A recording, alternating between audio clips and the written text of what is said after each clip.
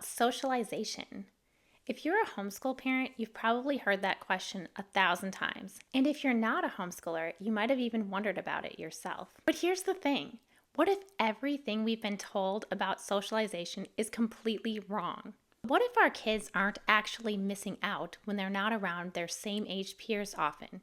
But what if they are actually better prepared for life? Today, I want to talk about the truth about socialization and why who influences your children matters more than how many people they interact with, and what you can do to make sure that you, rather than their peers, are what's influencing your children. My hope is that by the end of this video, you can look at socialization in a whole new light that maybe you haven't thought of before. So let's start with the big question. What is socialization actually? So many people think that socialization is having your kids hang around people of their same age, peers, so that they can learn how to interact and function in society. But does that actually make sense? Think about it. If you wanted to learn how to cook better, would you go and hang out with a bunch of other people that have no idea how to cook and don't really know what they're doing? Or would you go and find an expert, a chef, or a person who likes to make good homemade meals, and you've tried their recipes and you know that they're good? And that same idea applies to our kids. How are they going to know how to function when they're hanging around other people who are also immature in their same ideas and thought processes? You want them to hang around people that have more wisdom and have more experience and have a more positive influence on your children.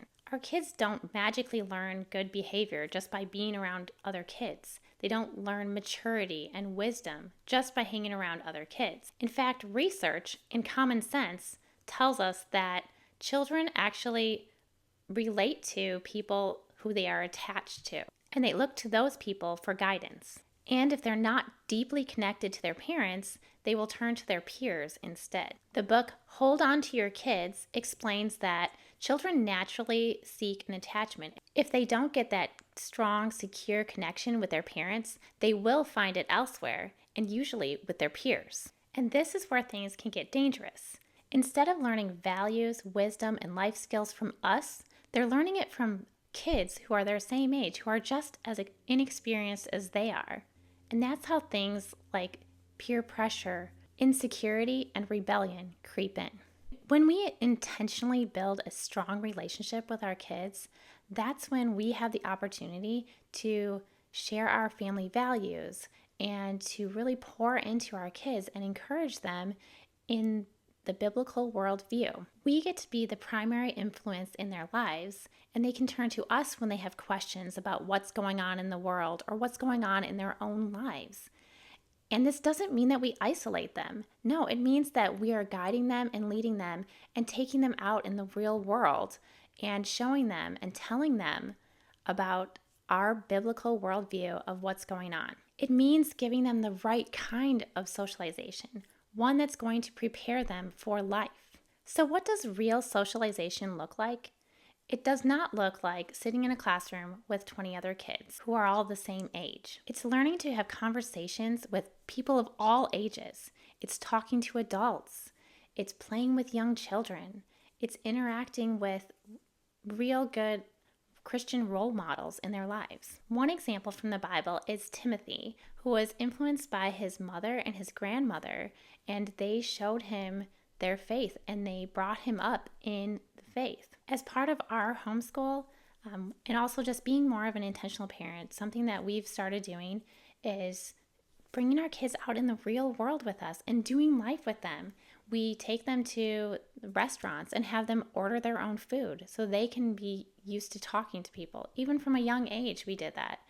And we also take them along with us on errands. We take them to the YMCA. Our girls like to help volunteer at the childcare at our YMCA, and they interact with the children there. We also do our Bible club, and we have all ages there.